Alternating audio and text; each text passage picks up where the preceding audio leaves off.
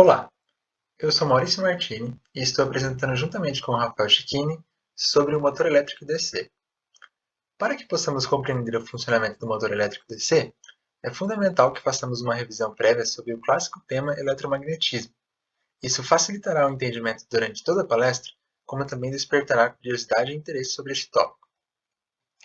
Bom, o eletromagnetismo, ou força eletromagnética, é uma das 4 forças fundamentais da natureza, o qual pode gerar luz, energia e manter a matéria dos átomos e do mundo como conhecemos juntas. Tecnicamente falando, o eletromagnetismo é um ramo da física que estuda interações entre os campos elétrico e magnético. Toda matéria tem carga elétrica que pode ser positiva, negativa ou carga zero. Cargas opostas se atraem, enquanto cargas semelhantes se repelem. Essas forças elétricas trazem e mantêm os átomos juntos. E quando os átomos ganham uma força positiva ou negativa através da transferência de elétrons, um campo mensurável se formará. Se essas partículas eletricamente carregadas começarem a se mover, o campo se tornará uma corrente elétrica e formará um campo magnético em torno dele, assim como demonstra a imagem. Sob as circunstâncias certas, interagindo o elétrico e o magnético, os campos podem continuamente produzir e sustentar uns aos outros. Isso gera um campo eletromagnético que transmite ondas de energia eletromagnética ou radiação para o espaço.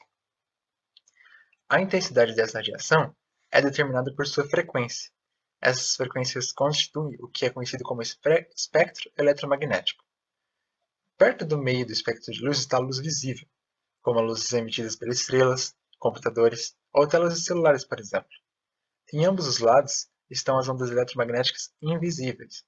Em uma extremidade estão longas ondas de rádio de baixa frequência, que transmitem sinais de televisão e rádio. As micro-ondas, que transportam sinais de telefone e cozinham alimentos, e ondas infravermelhas.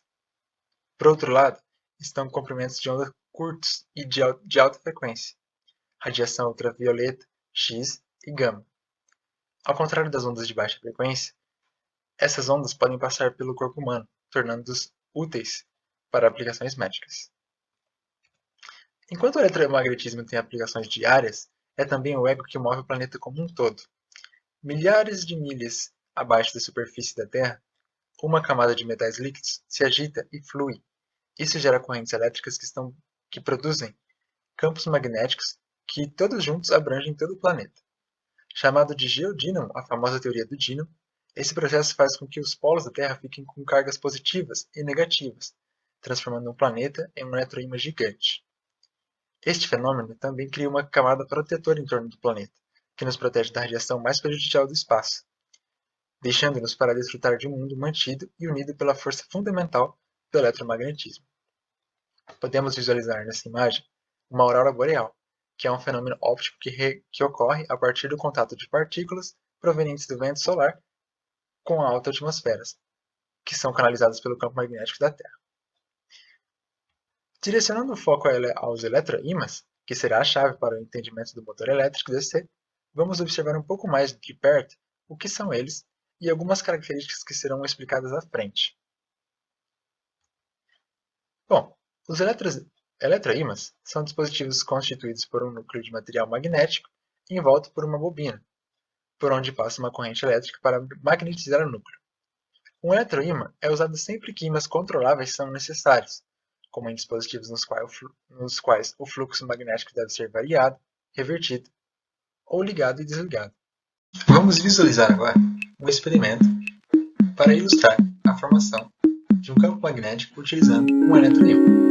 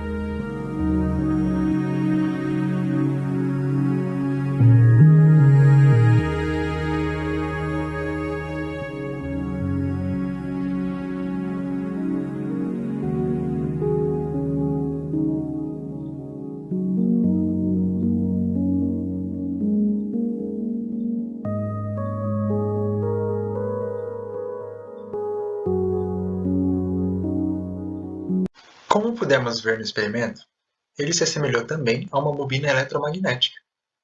Uma bobina eletromagnética é um condutor elétrico como um fio em forma de bobina, espiral ou hélice. As bobinas eletromagnéticas são usadas em engenharia elétrica, em aplicações onde correntes elétricas interagem com campos magnéticos, em dispositivos como motores elétricos DC, geradores, indutores, eletroímãs, transformadores e bobinas de sensores. Ou uma corrente elétrica é passada através do fio da bobina para gerar um campo magnético, ou inversamente. Um campo magnético externo variável no tempo através do interior da bobina gera voltagem no condutor. Uma corrente através de qualquer condutor cria um campo magnético circular ao redor do condutor devido à lei de Ampère, a qual, como ficou conhecida, estabelece o campo magnético gerado por um condutor retilíneo, percorrido por uma corrente elétrica de intensidade I a uma distância R do condutor. A vantagem de usar a forma de bobina é que ela aumenta a forma do campo magnético produzido por uma dada corrente. Todos os campos magnéticos gerados pelas voltas separadas do fio passam pelo centro da bobina e se somam, no caso se sobrepõem, para produzir um campo forte ali. Quanto mais voltas do fio, mais forte é o campo produzido. Por outro lado, uma mudança no fluxo magnético externo induz uma tensão em um condutor como um fio, devido à lei de indução de Faraday. A lei de Faraday, ou lei de indução eletromagnética, enuncia que quando houver variação do fluxo magnético através de um circuito, surgirá nele uma força eletromotriz induzida. Notem que a tensão induzida pode ser aumentada enrolando o fio em uma bobina, porque as linhas de campo cruzam o circuito várias vezes. A direção do campo magnético, produzido por uma bobina, pode ser determinada pela regra da mão direita. Se os dedos da mão direita envolverem um núcleo magnético de uma bobina na direção da corrente convencional através do fio, o polegar apontará na direção em que as linhas do campo magnético passam pela bobina. E também, observem que a extremidade de um núcleo magnético, de onde emergem as linhas do campo, é definida como o polo norte. Um fato muito interessante. Representando esse experimento de forma mais abrangente, podemos visualizá-lo por este desenho. Neste esquema, podemos observar que as linhas do campo magnético, representadas pelas linhas verdes, de um loop do fio condutor de corrente, passam pelo centro do loop, fazendo com que, assim, haja a concentração do campo magnético naquele ponto. Vamos analisar agora este mesmo experimento, porém com um formato diferente. Como podem ver, um formato semelhante a uma mola.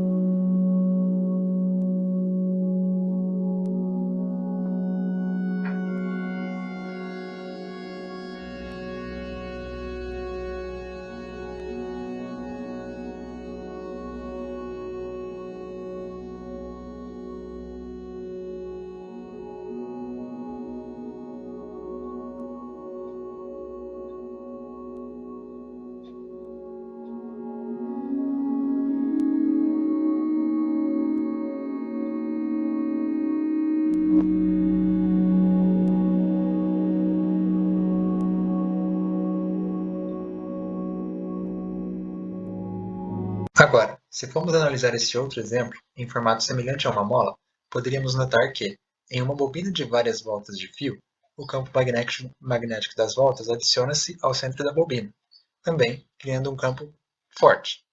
Note que este exemplo mostra uma seção transversal através do centro da bobina. Com esta revisão sobre eletromagnetismo finalizada, já conseguimos passar para a próxima etapa da palestra, onde o ponto-chave é o motor elétrico DC. Se fôssemos representar aquele experimento neste desenho, poderíamos perceber que as cruzes são fios nos quais a corrente se move por dentro. Os pontos na parte superior são fios nos quais a corrente está emergindo de fora. Para entendermos como funciona esse motor, primeiro precisamos falar sobre circuitos elétricos simples e ímãs. Um circuito elétrico simples é composto basicamente por uma bateria, fios e um aparelho que utiliza eletricidade. Neste esquema, o aparelho que utiliza eletricidade seria a lâmpada. Os circuitos contêm interruptores, que basicamente são o que ligam e desligam o circuito, pois quando o interruptor está desligado é como se houvesse um rompimento no fio. O circuito sempre flui do polo positivo para o polo negativo. Ou seja, quando invertemos a bateria, também invertemos o sentido da corrente, como demonstrado no nos dois esquemas. Alguns aparelhos funcionam diferentemente quando recebem o sentido invertido da corrente, podendo até mudar a sua função. Basicamente, isso é um circuito elétrico. Agora vamos falar um pouco sobre ímãs. O ímã é um corpo que gera um campo magnético à sua volta. Ele contém dois polos, o polo negativo e o polo positivo, onde quando você aproxima um polo positivo de um polo negativo, eles se atraem.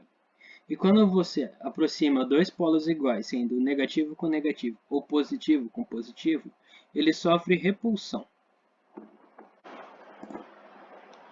Se fizermos um furo no ímã e colocarmos um objeto que o permita girar, como demonstrado acima, e após isso colocarmos um ímã fixo ao seu lado, pela repulsão e atração conseguiremos fazê-lo girar. Agora, se voltarmos a um circuito elétrico simples e trocarmos a lâmpada por um eletroímã, que é um dispositivo que utiliza energia elétrica para gerar um campo eletromagnético, teremos o seguinte esquema, onde o eletroímã está sendo representado pelo parafuso. Quando invertemos a corrente do circuito elétrico, também invertemos os polos do eletroímã, fazendo o sul virar norte e o norte virar sul.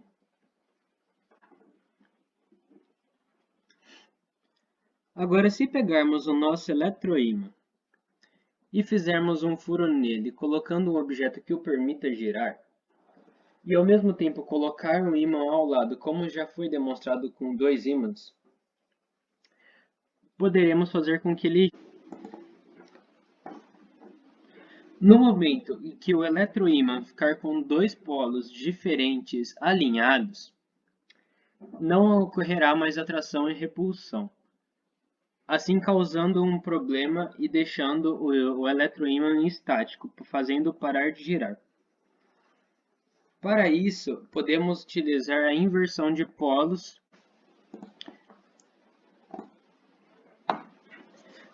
Para solucionar esse problema, simplesmente podemos inverter os fios, para que assim mudemos os polos do eletroímã, fazendo o norte virar sul e o sul virar norte, assim retornando as forças de repulsão e atração entre ímãs. Se colocarmos outro ímã estático, porém agora na esquerda, podemos aumentar a eficiência de giro, assim causando repulsão e atração em dois lados.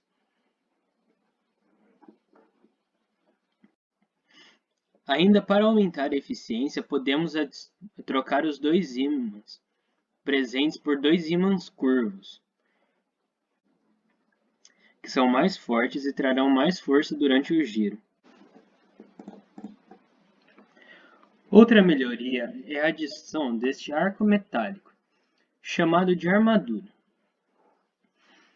Quando conectado aos fios, ele funciona como uma corrente elétrica.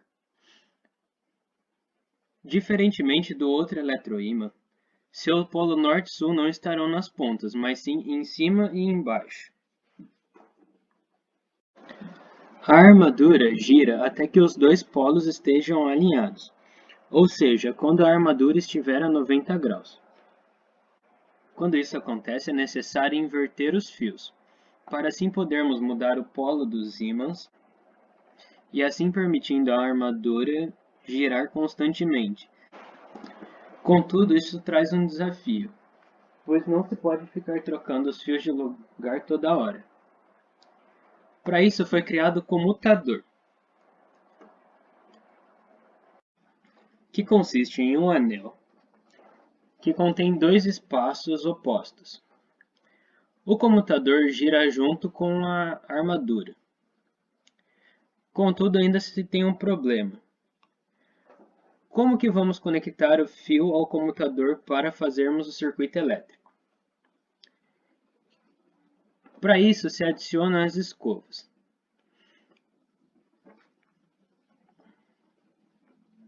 Não, pera, botei errado. As escovas não giram junto com o comutador e com a armadura. Então, para isso, elas contêm uma mola dentro delas, para que elas sempre estejam em contato com o comutador.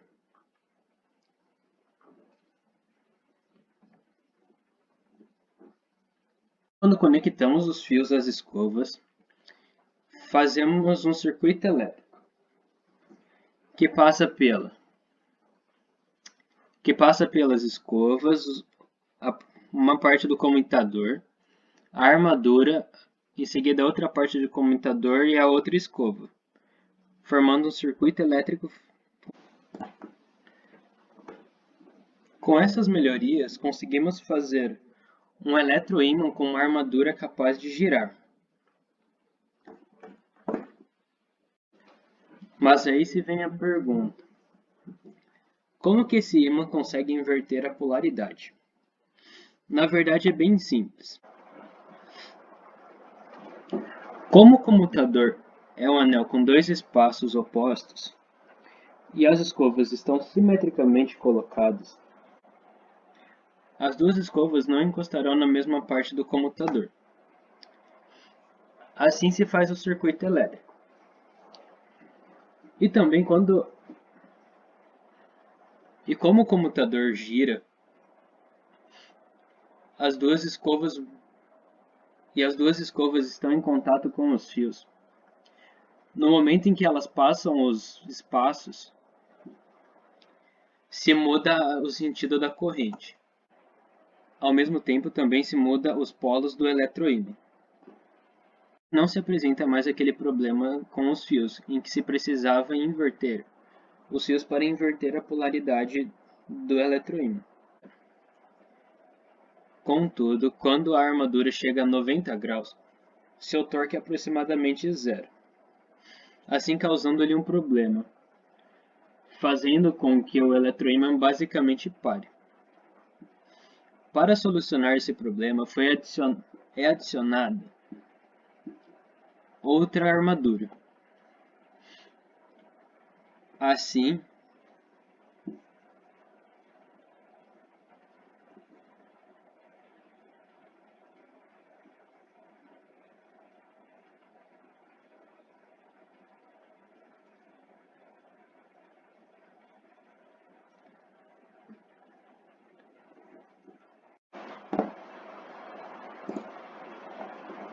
também são adicionados mais dois vãos simétricos ao comutador, para fazermos os eletroímãs.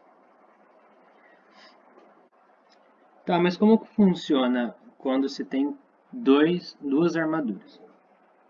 O comutador é dividido em 4 partes. Assim, as duas partes opostas, a da esquerda e da direita, a da esquerda e da direita estão conectadas a uma armadura. E a parte de baixo com a de cima está conectada a outra armadura. Sempre a parte que estiver conectada com as escovas será a que ativará o eletroímã. Para aumentar a eficiência, são adicionadas várias armaduras.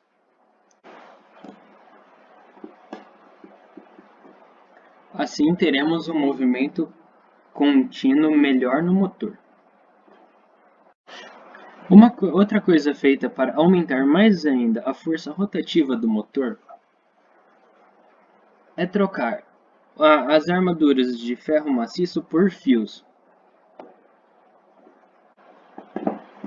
Assim se criam eletroímãs mais poderosos. A seguir vamos ver uma imagem de como é um motor DC. A seguir vamos ver uma imagem de como é esse tipo de motor. Ele contém inúmeros fios para aumentar o máximo possível sua capacidade, para aumentar o máximo possível sua força rotativa. Um giro do motor de corrente contínua é contado em passos. Mas como que se faz esse cálculo? Uma volta tem 360 graus. Então, o que a gente utiliza? A angulação entre as armaduras.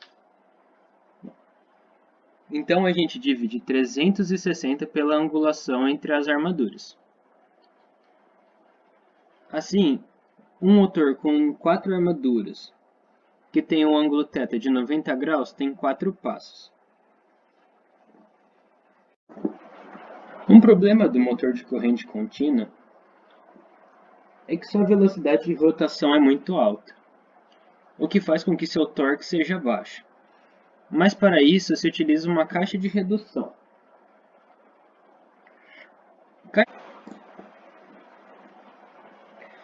A caixa de redução consiste em algumas engrenagens, em que a engrenagem do motor precisa dar várias voltas para que as outras deem uma volta completa. No esquema demonstrado, nós temos que a engrenagem do motor, que vem do eixo 1, tem 6 dentes. Já a engrenagem que está no eixo 2 tem 60 dentes, fazendo com que 10 rotações do eixo 1, fazendo com que seja necessária 10 rotações do eixo 1 para completar uma rotação do eixo 2. Fazendo assim, não ser necessário fazer nenhuma mudança interna no motor, só colocar uma caixa de redução para aumentar o seu torque.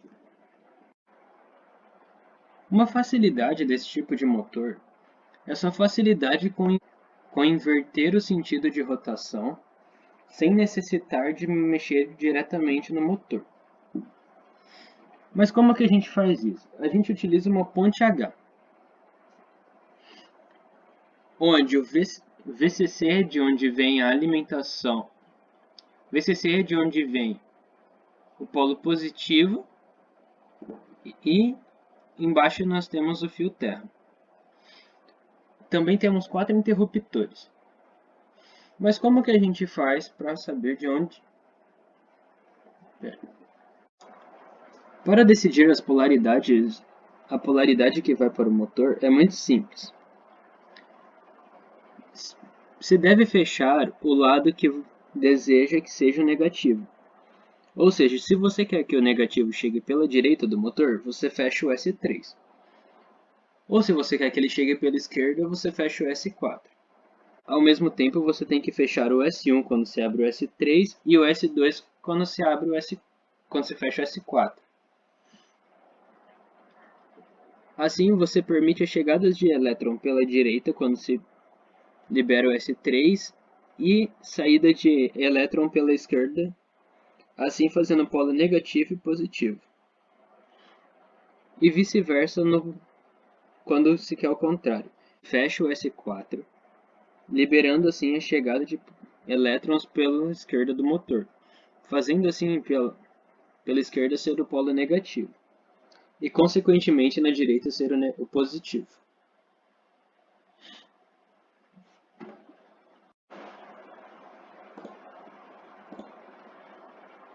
Algumas coisas do dia a dia que utilizam o motor de corrente contínua são o carrinho de controle remoto, a parafusadeira e liquidificador.